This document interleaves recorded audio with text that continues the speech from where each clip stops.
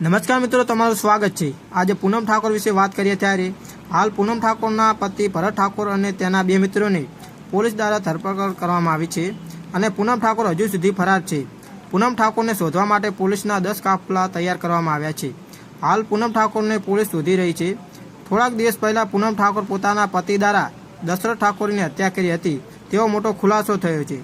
તો પૂનમ ઠાકોરની જાણકારી, તેના કરેલા કાર્યો અને તેમના કાંડ વિશે વાત કરીએ ત્યારે નમસ્કાર મિત્રો, તમે આ જોઈ રહ્યા છો તે એક ઇન્સ્ટાગ્રામ ફેમસ પૂનમ ઠાકોર છે।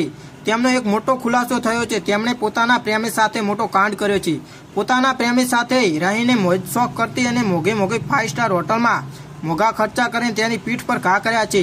આ કાવતરું પૂનમ ઠાકોર અને તેના પતિ ભરત ઠાકોર દ્વારા કરવામાં આવ્યું હતું। ભરત ઠાકોરને ખબર હતી કે તેમની પત્ની પૂનમ ઠાકોર દશરથ ઠાકોરના પ્રેમ સંબંધમાં છે।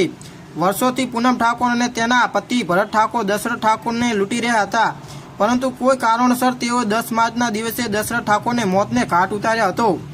મહેસાણા પૈસા આપવા બહાને તેમણે એક હોટલમાં બોલાવ્યા, પછી તેમણે જમવામાં નશીલા પદાર્થ નાખી દશરથ ઠાકોર અને ગિરીશ ઠાકોરને બેભાન કરી નાખ્યા હતા।